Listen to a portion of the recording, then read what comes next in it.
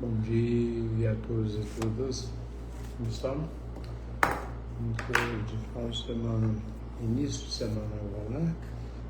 Bem, vai haver mencionado, bom, prazer, Marcelo Pedro Nascimento, e como eu já mencionei nas lives anteriores, o advogado, professor de direito penal, professor penal de direito constitucional, ao qual formado pela Universidade de Franca, colegiado em 2006, ao passo que eu fiz especialização na Unesp em Direito Agrário, também em Franca, ao mesmo tempo passei no exame CNT6 da extinta CESP UNB, exame 136, isso.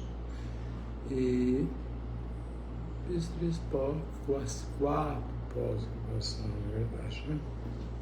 Direito do trabalho, direito penal, direito processual penal, direito constitucional, a gente confere no Ministério em direito penal, processo penal, direito constitucional. Bom, eu venho falar aqui para as pessoas da ciência jurídica, da grande importância de estudar esses autores que não são contemporâneos, mas eles trazem todo um nexo de causalidade, como eu havia mencionado com relação a... Desculpa, não gosto. Como eu havia mencionado com relação ao âmbito real, a teoria tridimensional, né? Ao passo da questão de muitas lutas e conquistas até chegar a vários avanços dentro da seara jurídica no nosso ordenamento jurídico brasileiro. Trouxe mormente sobre Miguel Reale. Agora vou destrinchar algumas questões pautadas em direito civil, Clóvis Bevilacqua. Bom, Miguel Reale, nós sabemos aqui que nós comentamos o fato, valor e norma. E agora vamos trazer outro importantíssimo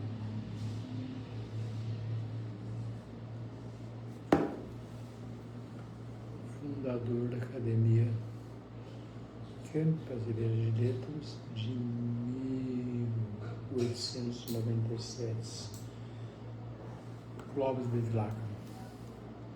Vai saber isso.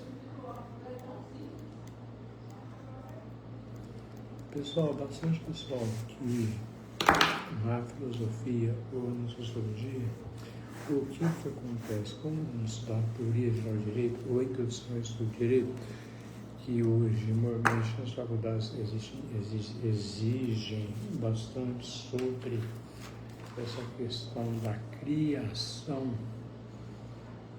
A criação que eu quero dizer sobre a questão dessas origens.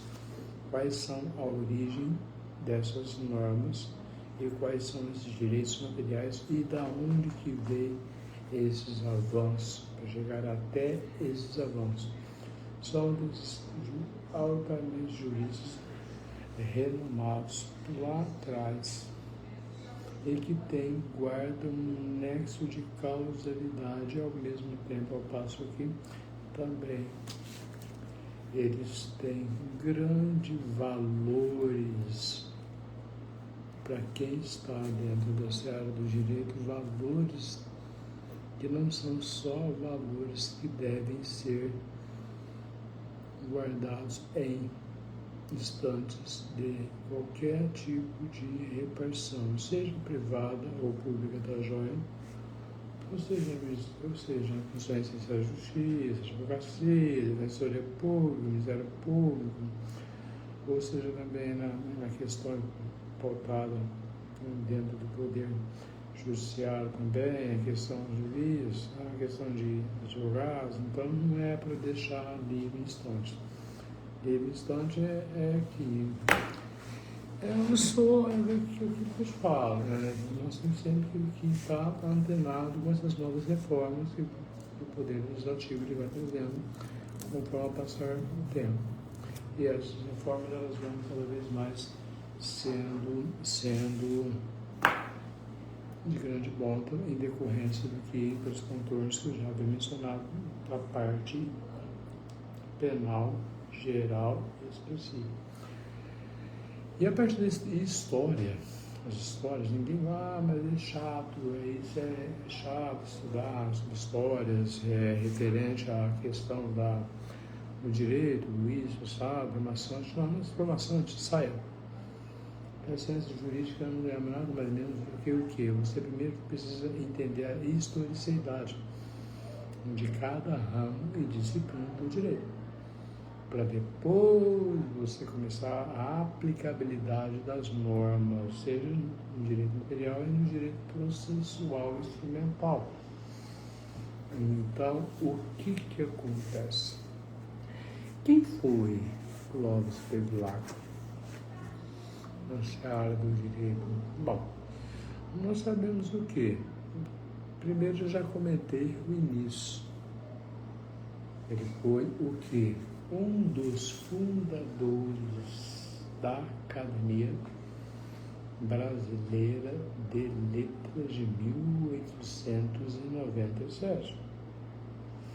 E o que aconteceu? Ele tornou-se membro do Instituto dos Advogados Brasileiros e sócio correspondente ao Instituto Histórico Geográfico, ao qual, ao passo que, além dele ser o quê? Um membro do Instituto dos Advogados Brasileiros, também sócio correspondente ao Instituto Histórico e Geográfico, ok? Brasileiro, IHGB, e faleceu no Rio de Janeiro, dia 26 de julho de 1884. Bom, e o que traz essa grande essencialidade da questão de Clóvis Bevilacqua para dentro do nosso ordenamento jurídico? Clóvis Bevilacqua, o que acontece? Bom, já apresentei uma parte do que ele era e o que ele tornou para dentro das searas das ciências jurídicas, ok? Então, o que Clóvis Bevilacqua ele traz para questões do código?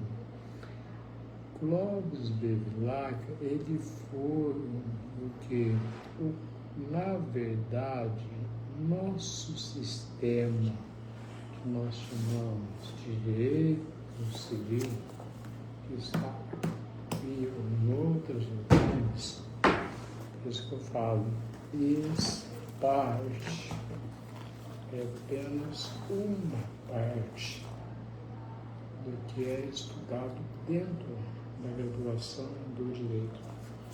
São leis, mas ao passo que toda pessoa que está dentro da seara jurídica não fica só distrito em leis, não.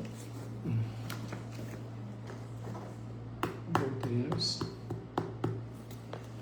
sejam elas doutrinas comentadas em decorrência das questões sempre revistas nos tribunais atualizadas, viu?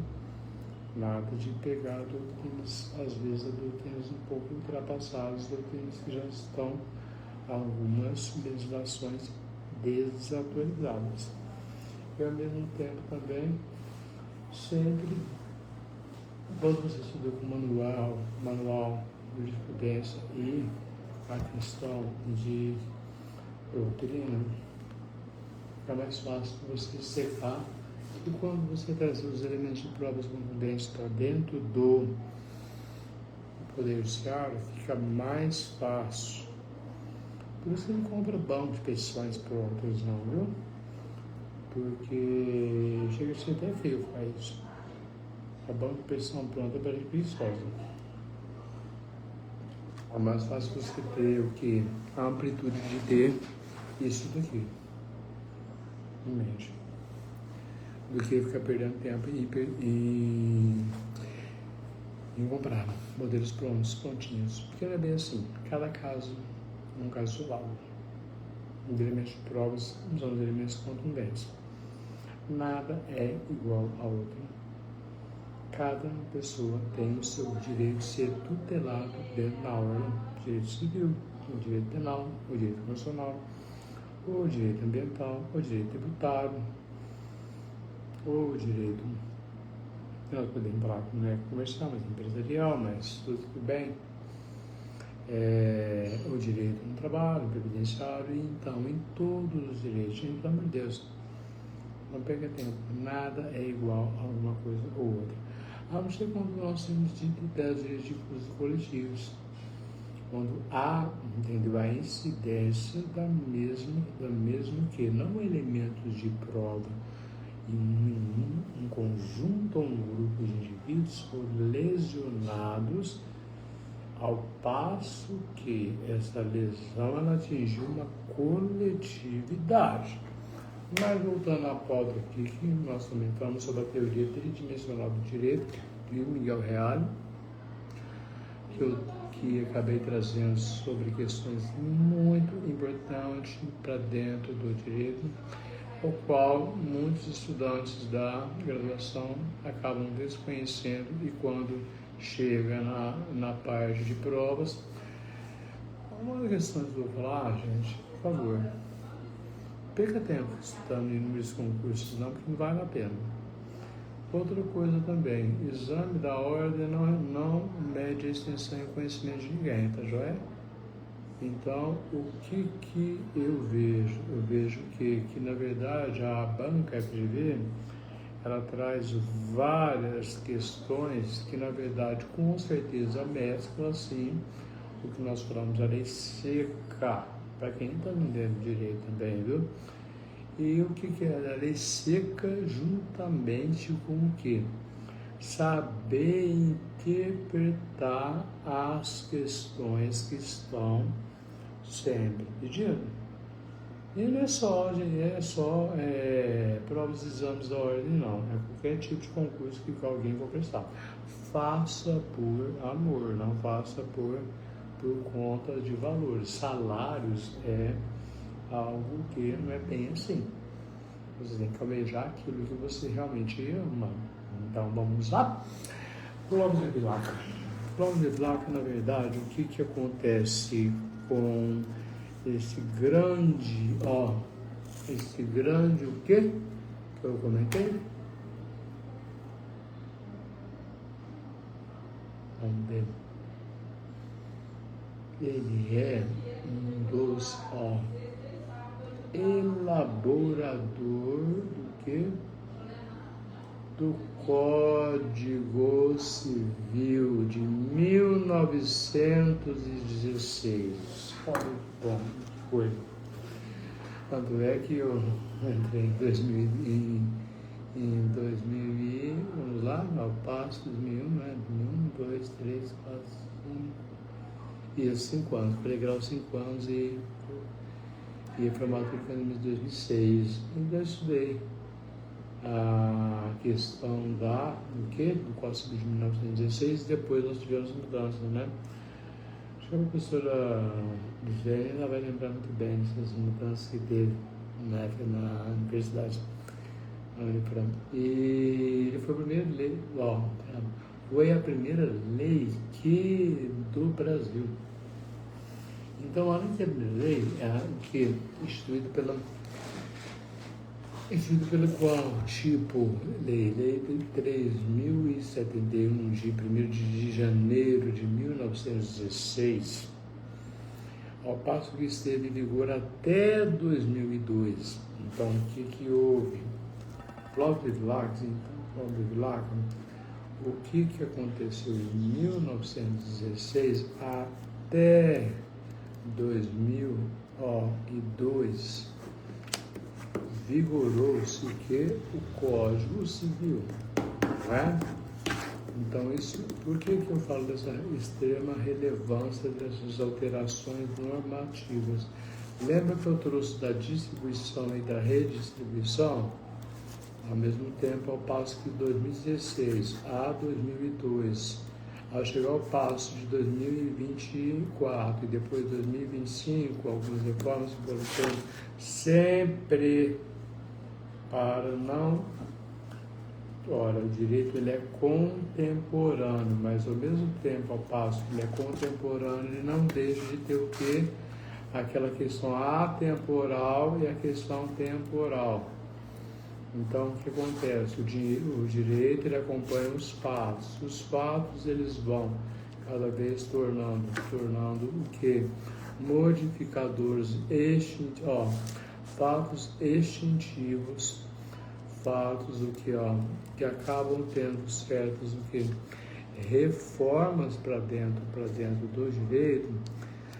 Obviamente, se eles guardarem o nexo de causalidade e não ferir o que está na Constituição Federal de 88, que é o princípio da dignidade da pessoa humana e da isonomia, e também todas as questões que nós falamos de cláusula pétrea, lembra que eu falei que a Constituição Federal ela não é absoluta, o artigo 5º, que na verdade o artigo 5º nós não trabalhamos só com cláusulas pétreas, que na verdade existe algo bem mais importante que é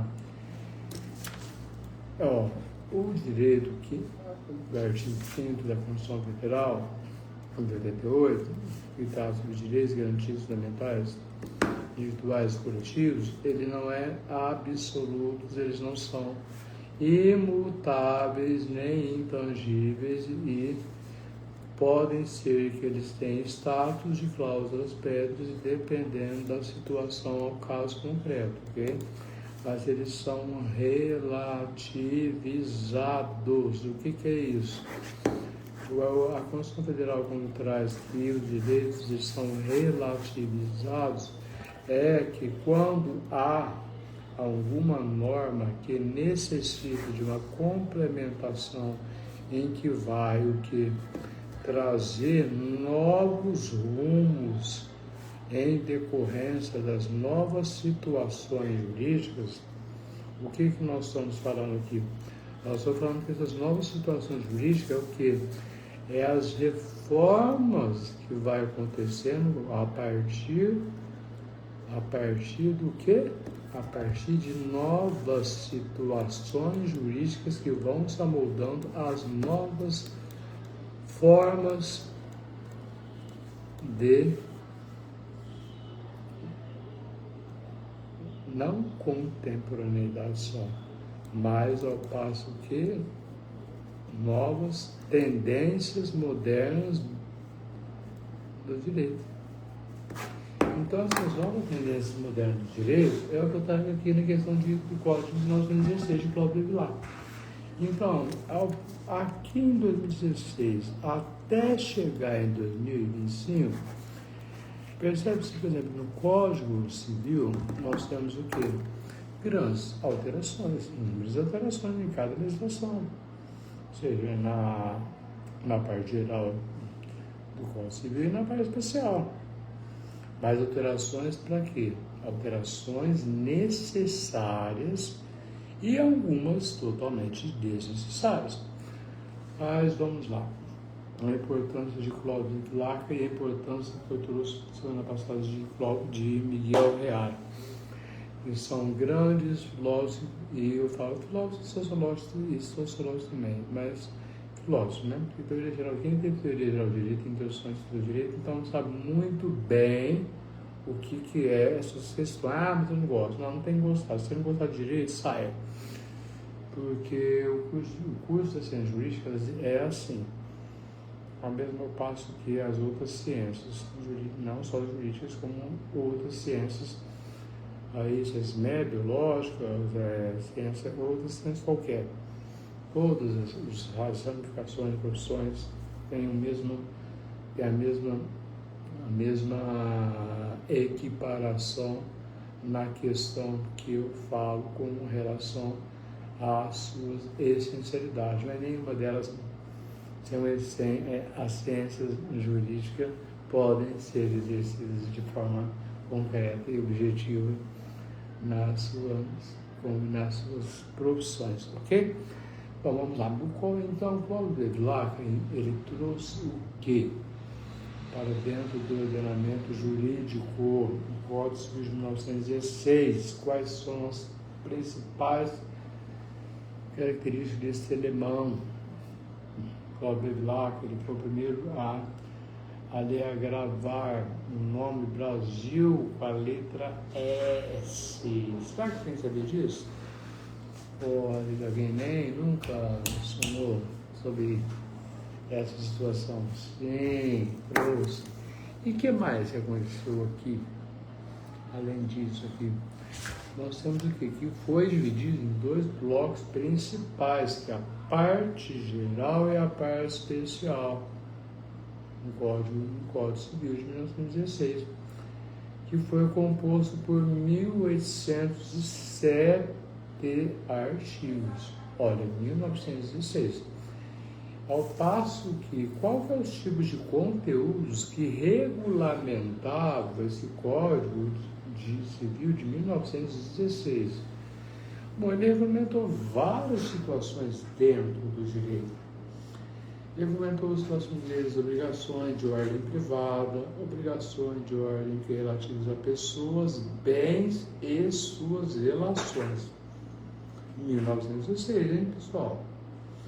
E outra coisa, considerava todos homens capazes de direitos e obrigações na ordem civil, segunda situação, segunda característica de Paulo Bevilacqua.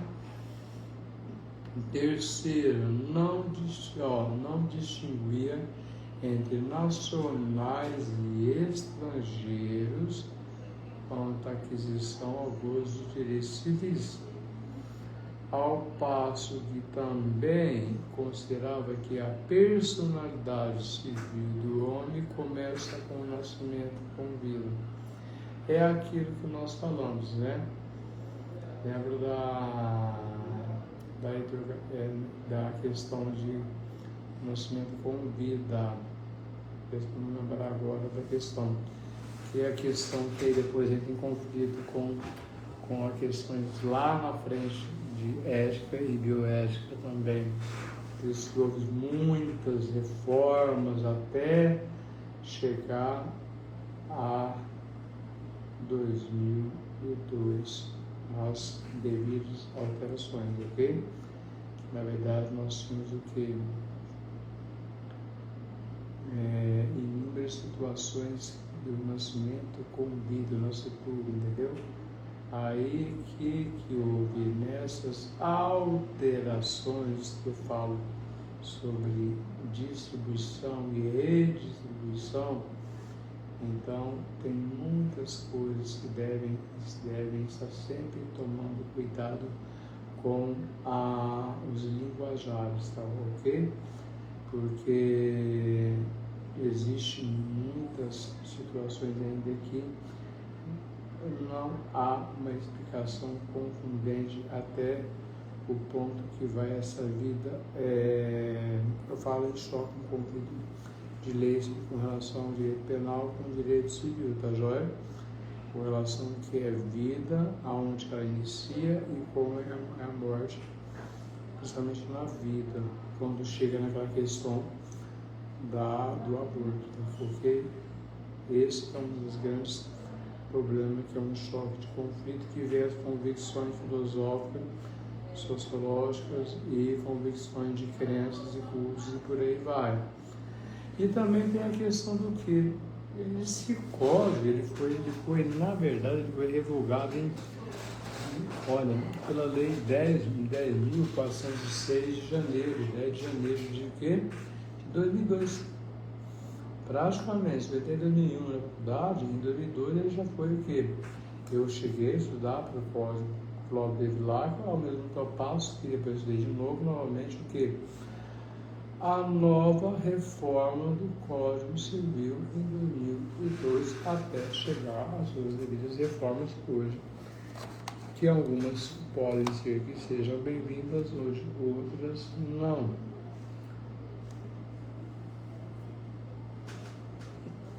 Então, o que acontece com a questão do Clóvis de Vilar com relação à questão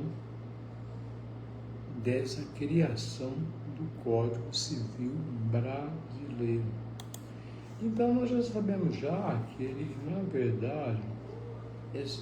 verdade, o Código Civil, o que foi acontecendo com essas modificações históricas? Então, a própria expressão direito civil nos seios romanos, tendo passado por diversas transformações semânticas, e nessas transformações semânticas, elas veio atingir o quê? Elas veio atingir o sentido técnico que atualmente lhe emprestamos ao quê? Para a parte do direito privado, que regula o quê? Nós regulamos o que? A pessoa, família, propriedade e os modos de aquisição dessas. Família, propriedade, e os pessoas e modos de aquisição dessas. Então, o que acontece dessa origem? Então, essa origem do surgimento dos direitos civis, ela trouxe, na verdade, ela é vinculada ao que? Às evoluções da burguesia na Europa, do século XVIII. E essas evoluções da burguesia na Europa, no século XVIII, o que houve com elas? Tiraram a força das monarquias absolutistas, rompendo com o quê? Com a sociedade hierarquizada, do período pré-moderno. Esse é uma das pautas que acontece, que houve até as alterações em decorrência o quê? Ao passo que sempre nós vamos acompanhando essas modulações e modificações dentro do Código Civil, que nós trazemos o quê? Clóvis de Vilar como pioneiro da questão pautada na legislação no Código de 2016, que houve alterações até chegar à entrada em vigor em 2002, em decorrência de inúmeras situações que deveriam ser reformuladas. Por isso que houve a reforma do Código 16 para 2002, com a vacatio legis de 1 ano, para preparar a todos a ciência jurídica, assim como o cidadão, as novas tendências, na época chamadas tendências contemporâneas do direito, que com o passar do tempo essas tendências contemporâneas do direito elas vão cada vez mais sendo bem diversificadas, e algumas sempre existe alguma omissão quanto ao teor do poder legislativo também. Por isso, nas questões doutrinárias, nós temos divergências doutrinárias com relação ao que nós chamamos do quê? Do Código Civil, do Código Penal, do Código Tributário, nós estamos vendo aí agora, 2025, do Código Empresarial. Bom, eu falei sobre a questão das mudanças, alterações do direito tributário, mas não se preocupa tanto assim, não, que não é agora que vai ter essas modificações do Código Tributário, em decorrência do que existe um período de transição do Código Tributário de 2027 a 2032 ou 33, salvo me engano, para preparar o empreendedor e o contribuinte individual para poder se adequar aos novos moldes dessa unicidade tributária com relação aos tributos, tá joia? Não é bem assim, igual alguns cursos estão oferecendo, não.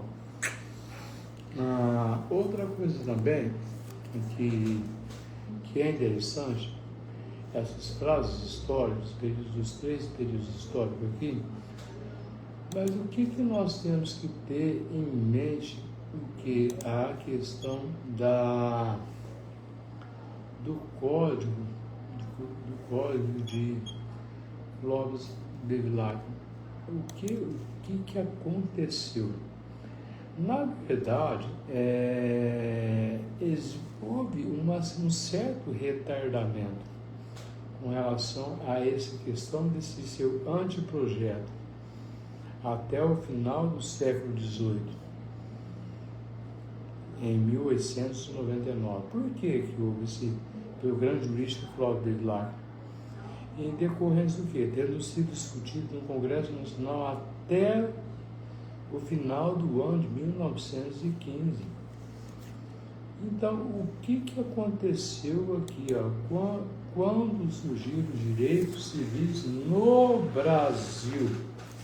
Esse que é um dos grandes fatores que às vezes as pessoas elas acabam esquecendo, mas é uma questão assim, não para efeitos didáticos, muito menos de efeitos de concurso só, mas é para quem, quando for atuar no direito civil, começar a entender e saber abstrair aquela questão voltada ao quê?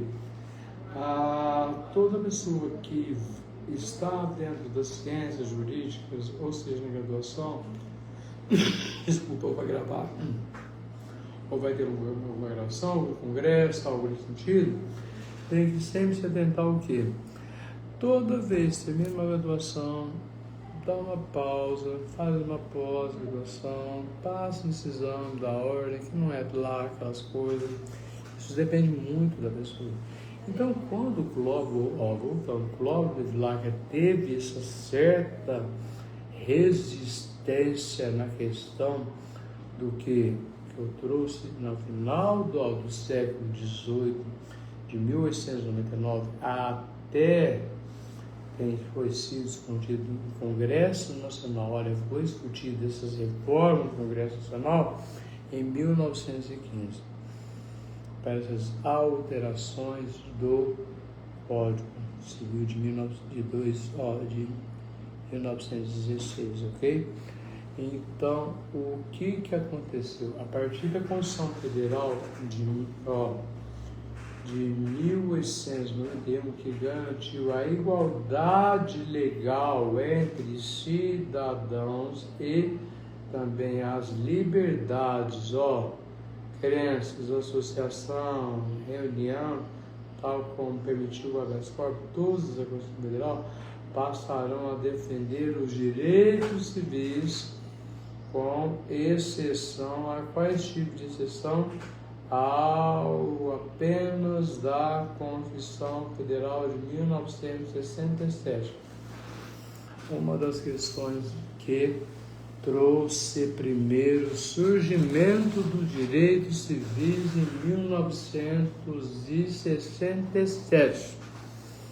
E não com a questão da inclusão dessa norma que é o direito material e o direito civil. Então, na questão da evolução histórica dos direitos civis no Brasil, houve, na verdade, com que, a partir da Constituição Federal de 1891, não 88, em 91, onde foi garantida a igualdade, e nessa igualdade foi garantida entre os cidadãos e também a liberdade de crenças. Na Constituição de 1888, não 1988, 1891, houve o que? A garantia legal entre os cidadãos e também ali a liberdade de crenças, que eu havia mencionado já, e a questão de associação, reunião, tal como permitiu o habeas corpus, todas as constituições do Brasil passaram a defender todas as constituições federais do Brasil passaram a defender ao que? Os direitos civis, com exceção apenas a Constituição Federal de 1967. Entendeu? Então não houve diretamente essa questão que trazida da reforma do Código Civil em 1916, por Cláudio Vilar. Ela veio, na verdade, com algumas proteções de tutelas específicas, primeiro, dentro da Constituição Federal do que? De 1891 e não 1988. Então, pelas questões, convicções, lembra que eu falei? Religiosas, filosóficas, aí por aí vai, depois vem as questões das reuniões e também as outras constituições passaram a defender o quê? Os direitos civis, eles vieram com o quê? Essa excepcionalidade, ela só veio em 1967 e não o quê? Em 1988 na Constituição Federal, tá? Não sei se diz também não. É chatinho? Não, não é chato. É chato se for chato. Direito, então, meu amigo, direito constitucional sempre vai estar andando diretamente com outros direitos também. O que acontece aqui? Quando que surgiu esses movimentos? Olha, é pouco maçante falar sobre essa questão da filosofia do direito com relação até trazer a questão do Cláudio Vilar com relação ao pai do Código Civil de 1916, ok? Mas quando que houve os movimentos de direitos civis? Os movimentos de direitos civis, o que aconteceu? Com o movimento americano pelos direitos do quê? O direito civil ele começou em meados da década de 1950. Na década de 1950, o que houve na década de 1950? Na década de 1950, houve o quê? Um grande catalisador do quê? Na pressão pelos direitos civis em dezembro de 1955. Ao passo que quando a ativista na ápice Rosa Parks se recusou a ceder ao seu assento a um ônibus público para um homem branco. Olha onde que veio ao ponto do nascimento dos direitos civis. Lembra lá atrás que a questão pautada na pessoa, na essencialidade da pessoa, não pelo Código Civil, mas pela Constituição Federal, não de 88, mas sim pela Constituição Federal de 1891. Então, o que aconteceu aqui? Aqui, nesse momento, em meados da década de 1950, com esse movimento americano pelos direitos civis, que surge esse grande catalisador na pressão dos direitos civis em 55, o que houve quando a ativista Nancy Rosa Parks, ela recusou a ceder o seu assento a um ônibus público para um homem branco. Então, o que houve aqui? Nasce aqui já aquilo que nós falamos do quê? Da desigualdade, mas nós não estamos trazendo questões de direitos humanos, da questão da igualdade, equidade, etnia, sexo, religião e por aí vai. Aqui é o que? É as questões da reforma do Código Civil com a questão da Constituição Federal. Por isso, se você não estuda, meu amigo, direito constitucional, não adianta estudar nada. Direito civil, penal, processo penal, direito tributário, previdenciário, agrário, direito... Porque na Constituição Federal ele vai trazer qualquer tipo de situação que traz essa questão do artigo 3º, do inciso 3º, da questão dos fundamentos da República Federativa do Brasil, que é o que? A dignidade da pessoa humana. E traz no artigo 5º, 88, da Constituição Federal, que traz no artigo 5º que todos são iguais perante a lei, independente do que? Sexo, etnia, cor. Quando traz essa questão da etnia, nós trouxemos a Nancy Fraser, grande filósofo, nossa santa paciência, é ótima. Mas assim, quem ama filosofia e sociologia vai saber muito bem quem que que ela traz bastante a questão da distribuição, da redistribuição da norma e quais são essas grandes situações que nós podemos ter nas modificações da seara do direito. Então, o que acontece? Então, o surgimento do direito civil no Brasil, o que acontece? No Brasil ele foi, na verdade, ele foi delineado de forma, ela não foi uma forma totalmente real, absolutamente, o surgimento do direito civil no ordenamento jurídico brasileiro.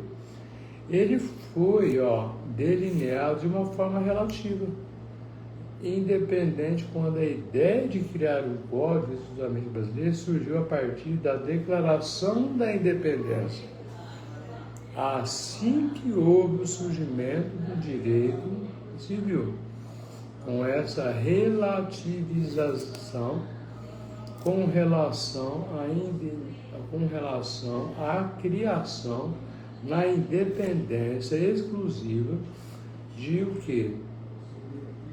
De uma declaração da independência com relação ao que nós falamos o quê? Desse surgimento dessas normas do direito civil para ter uma regulamentação própria que nós trazemos, ao passo que o que aconteceu? Se nós tivermos a questão pautada, voltada lá atrás com relação a partir da Constituição Federal de 1891, que trouxe garantias da igualdade legal entre o cidadão e também a liberdade de crenças, associações de reunião, onde qual permitiu o habeas corpus, todas as constituições passaram por o quê? A defender os direitos civis, salvo exceção apenas da Constituição de 1967. É isso que sempre tem que estar pautando na questão da filosofia e da sociologia do direito, tá? Ok?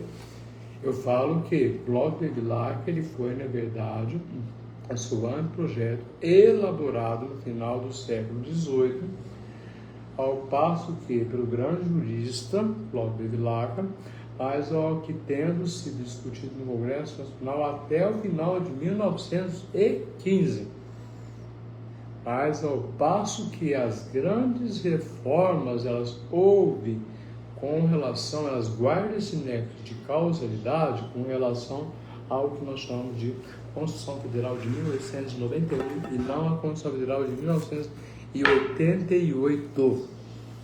Tá? Então, é isso que houve, essa tutela, essa proteção, na verdade, com relação à liberdade de crença, associações, reunião, permitindo o habeas corpus também, e essa questão da isonomia e igualdade, entre os cidadãos, o que houve? Na Constituição Federal do Brasil, passou a defender os direitos civis, com exceção só apenas com o Código de 1967. E não foi bem assim, dessa forma, tá? Na Constituição Federal de 88, que houve totalmente essa defesa. Então, nós tivemos uma exceção à Constituição Federal de 1967, que não tinha essa tutela específica da proteção, da garantia da igualdade entre cidadão, liberdade, crença, associação e também essa reunião. Então, o direito civis, ele veio, na verdade, com o que? A partir dessa proteção, dessa tutela da isonomia, da igualdade, da dignidade, todos são iguais perante a lei, com a Constituição Federal de 1891. Aqui, ao mesmo passo que, nesse movimento americano pelos direitos civis, o que acontece aqui? O direito civil brasileiro começou a ser delineado, como eu falei anteriormente, relativamente independente daquela ideia de criar um código exclusivo brasileiro.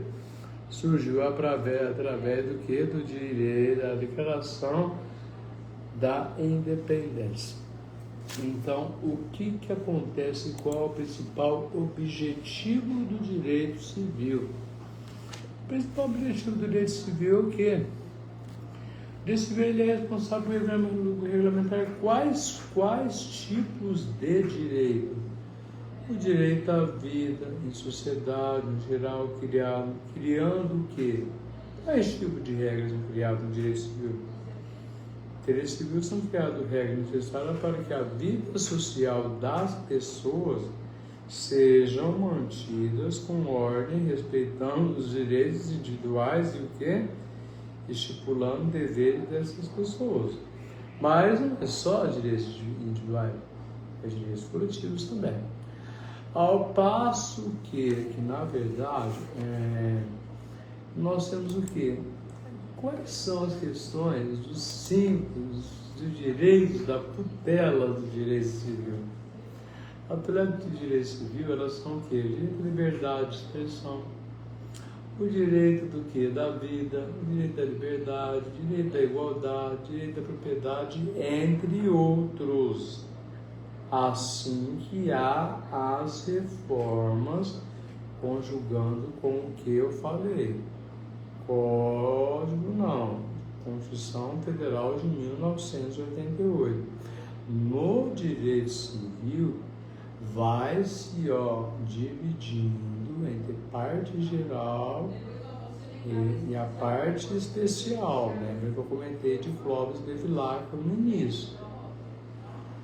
E depois o que vai sendo reformulado a partir do momento em que nasce para a sociedade novas tendências contemporâneas para poder alterar todo o movimento quando há necessidade da regulamentação de alguma norma que não foi estabelecida pelo Poder Legislativo e sancionado pelo Poder Judicial.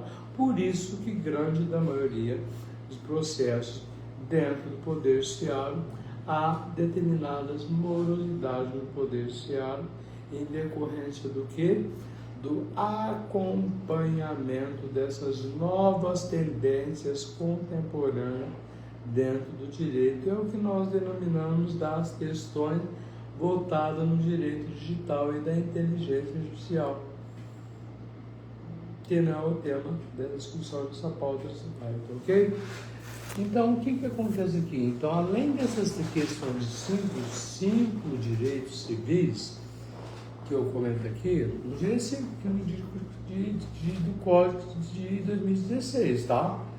Que se nós formos conjugar com a questão voltada com relação a 2016, 2002 até chegar a 2024, 2025, nós nunca podemos perder essa essencialidade do grande jurista Cláudio Evilacqua. Ao mesmo tempo, ao passo que a questão também voltada na Constituição Federal, onde houve a tutela específica da proteção das garantias, onde houve a inclusão do direito civil. Não foi na questão em 88, tá? Não foi em 88 que houve isso, foi a partir da Constituição Federal de 1891, só houve a exceção, com exceção só, a Constituição Federal de 1967. Então, por isso que essas reformas elas são bem-vindas, elas vão cada vez mais surgindo dentro da Constituição Federal de 88, em conjunção com o que nós falamos lembra que eu comentei da pirâmide de Kelsen, e depois eu vou entrar em outros doutrinadores da filosofia, da psicologia, tem Hans Kelsen, tem Cláudio Evilacqua, tem Reale, tem inúmeros doutrinadores, Rui Barbosa, e inúmeros que trazem o que? Nexo de o que?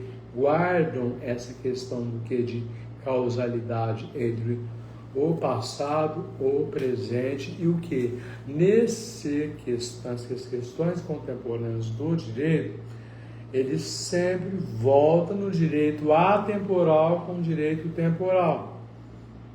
Ah, mas não tem. Tem sim. Tem nexo de causalidade sim. E muitas.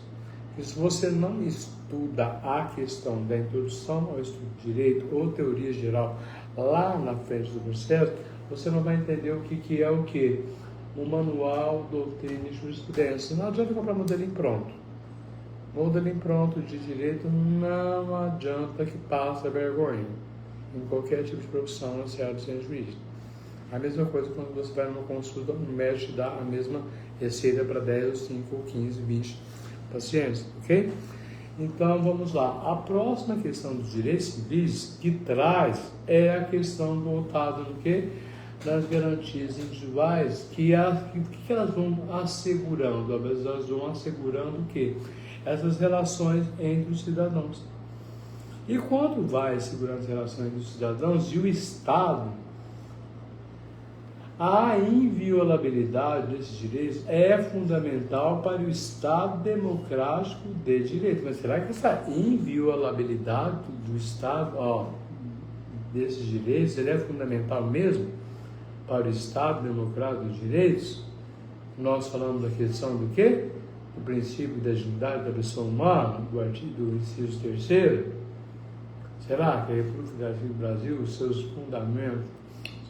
fundamentos são esses mesmo? Será que é isso que realmente o preâmbulo da Constituição Federal de 88 traz essa norma programática? Traz essa questão? Não, não é bem assim.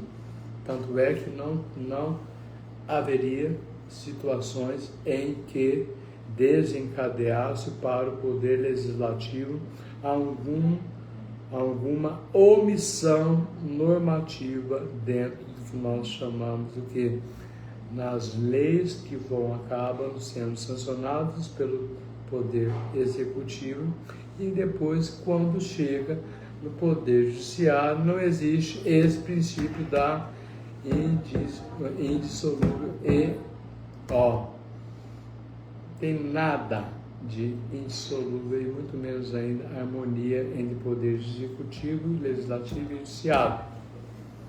Isso é apenas uma mera construção fictícia que acontece, porque nós sabemos que quando existe uma amorosidade do poder judiciário, há questão não só falhas dentro do poder judiciário, mas falhas também dentro do que? Brechas e lacunas no poder legislativo e sancionado pelo chefe do poder executivo. Ao passo que, quando traz aqui a questão esse Estado democrático, baseando-se o que? Assegurando essa relação do que? Eu não tenho o direito de ser violado nos meus direitos, das minhas convicções, das minhas o quê?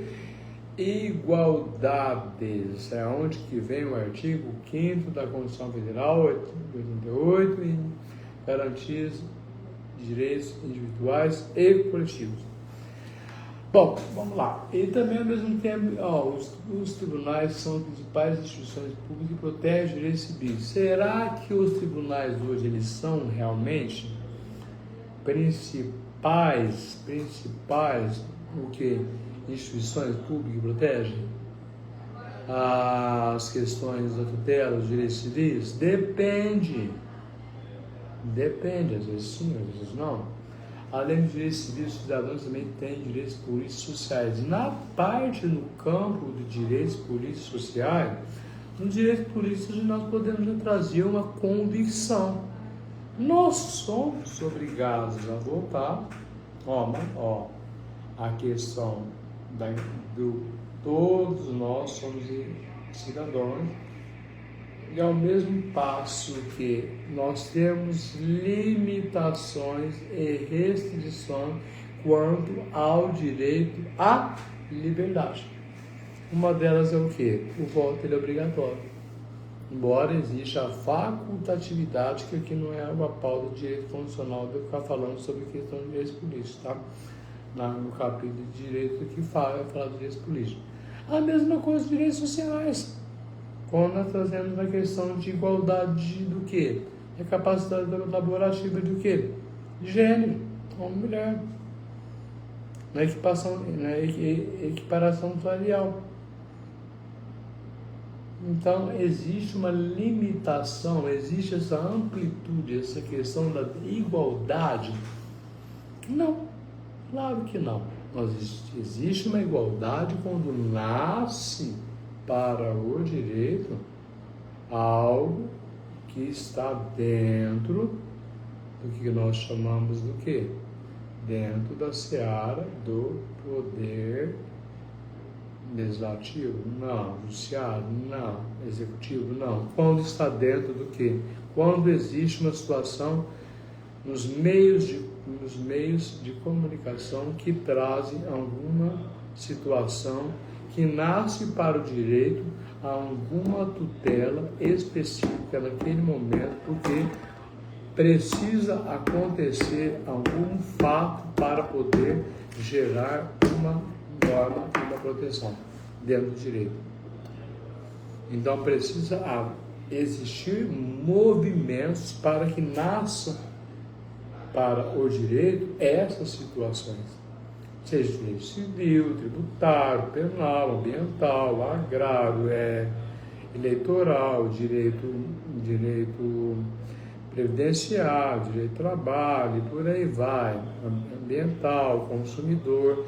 Então, nasce para o direito quando há lesões que elas vão ter notoriedade, publicidade dentro dos meios de comunicação.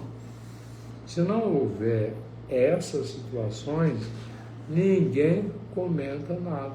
Então nós lamentamos aquilo que acontece nos meios de comunicação, mas quando acontece dentro dos seios familiares, aí sim nós vamos tentar o quê? Resolver algum tipo de forma de tutela. Então por isso que aqui, trazendo esse jurista Clóvis Bevilacqua, 1916, olha como que há inúmeras situações que nós podemos explorar de Miguel Reale a Clóvis Bevilacqua, e a questão que vai vindo cada vez mais outros juristas como Rui Barbosa, como Hans Kelsen, como a questão de José Afonso da Silva, que traz nexo de causalidade com o que há de contemporaneidade dentro do direito. Então, dentro do direito, ele não fica suprimido só a questões de doutrinadores modernos. Ele traz esse nexo de causalidade porque sem a história não há a inclusão de qualquer direito. Aqui na parte também, o que eu acho engraçado é a questão, mas o que nós então, vamos voltar na pauta que eu tinha comentado, eu fiz um LinkedIn ali, só apenas uma palavra da criação do pai do direito, do pai, na verdade, assim, que eu falo assim, brilhantíssimo, que trouxe a questão de grande relevância, que é a importância de houve muitas alterações, não havia necessidade de ter alterado, mas nós sabemos que algumas coisas poderiam ser alteradas com o passar do tempo. Então, o nosso país ele criou esse mesmo caminho sobre todas essas influências, promulgando que o primeiro Código Civil. O nosso primeiro Código Civil, ele do ano de 1916, nós temos o principal idealizador, Cláudio Bevilacqua. Então, o que acontece? Esse Código Civil, ele na verdade, o que aconteceu para fechar, extenso um pouco, porque existe outras partes, inúmeras partes, eu vou dissecando cada questão, também tem as questões de outros códigos também, as reformas vão tendo dentro do Código Civil, Código Penal, Código e outros códigos também. Então, na verdade, o Código Civil brasileiro, ele foi o que? Promulgado em 1916, pela Lei 3.071. Do quê? Que foi que vigorou até o que ano? Agora, eu não entendo que na universidade foi 2001, 2, 3, 2001 entrei na universidade. Então, eu estudei pelo Código de 2016. Aí, o que aconteceu? A escola esteve em vigor até 2002, quando ele foi revogado pelo Código de 2002. Passei por esse período da revogação de 2016, de 1916 até 2002.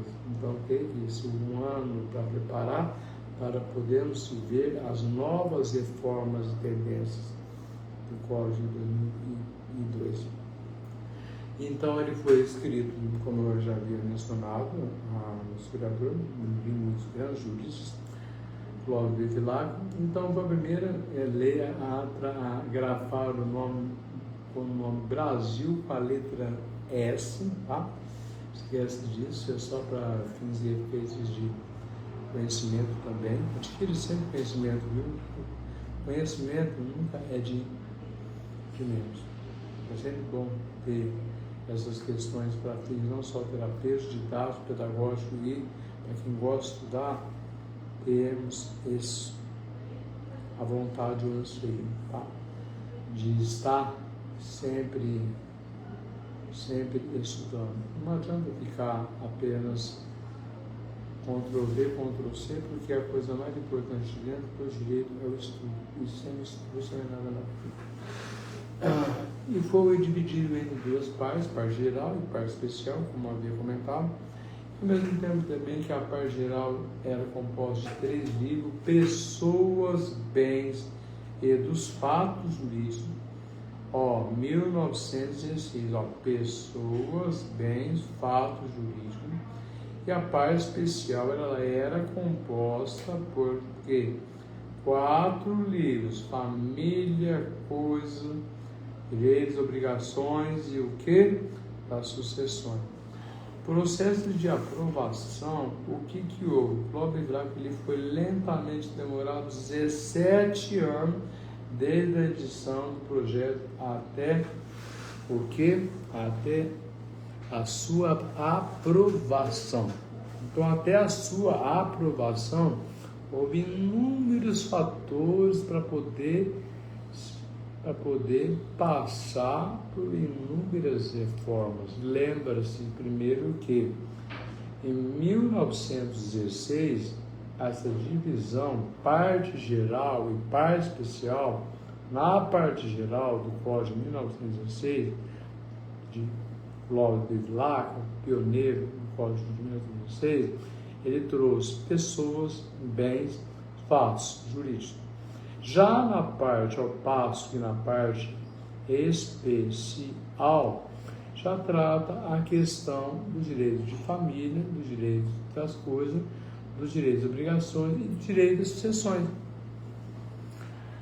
E ao mesmo tempo que, como eu trouxe, que demorou-se para a questão de Clóvis Vilar, que ela foi lenta, demorando 17 anos desde a edição do projeto até a sua aprovação. Então, o que acontece aqui?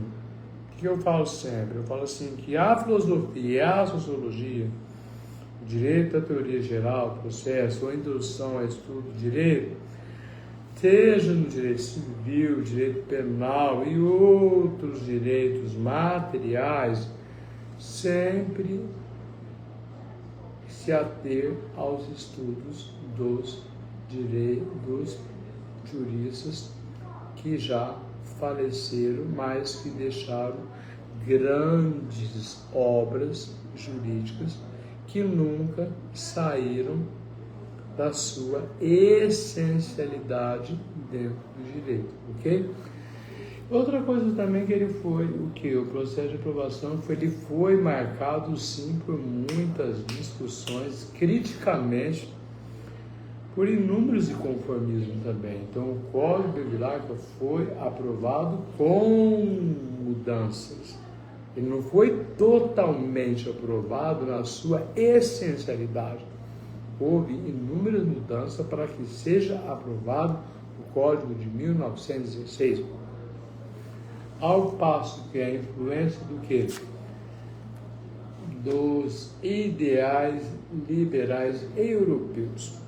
Então, o que acontece aqui? A doutrina tradicional atribuiu ao Código Civil de 1916 um forte caráter do que liberal, em decorrência principalmente da influência exercida pelos ideais europeus. Então, o que acontece aqui? Eu trouxe essa parte de Clóvis de Vilar que eu trouxe bem, de forma clara, concisa e objetiva, a questão do Código Civil de 1916. Ao passo que, nas questões voltadas aqui, o que eu comentei com vocês? Sempre preste atenção na questão, não da questão voltada só nessa vinculação do Código Civil de 1916. Então, a Constituição Federal é uma das questões que deve ser mormente sempre o que observada, porque é na Constituição Federal que houve essas modificações trazendo os direitos civis para poder ser inserido no nosso ordenamento jurídico. Galera, um abraço aí a todos, tenham gostado. Essa é uma das questões que eu falo que eu sou apaixonado em todos os ramos de direitos. Não, direito eleitoral eu não gosto muito, mas eu falo que amo o que faz, independente, porque não tem coisa melhor do que você estudar, do que você sempre estar informado, e sempre acreditar no poder superior, porque nada na vida bem de mão beijada. E é muito importante essas etapas, essas evoluções que nós vamos ter na vida da gente, para sermos alguém com dignidade. Nós todos temos essa dignidade. E Todo-Poderoso proteja, ilumine a todos. Uma boa manhã e já continuo com outras pautas dentro da seara do direito civil. Trouxe semana passada Miguel Reale, agora Clóvis de Vilar. Muito obrigado a todos e a todas.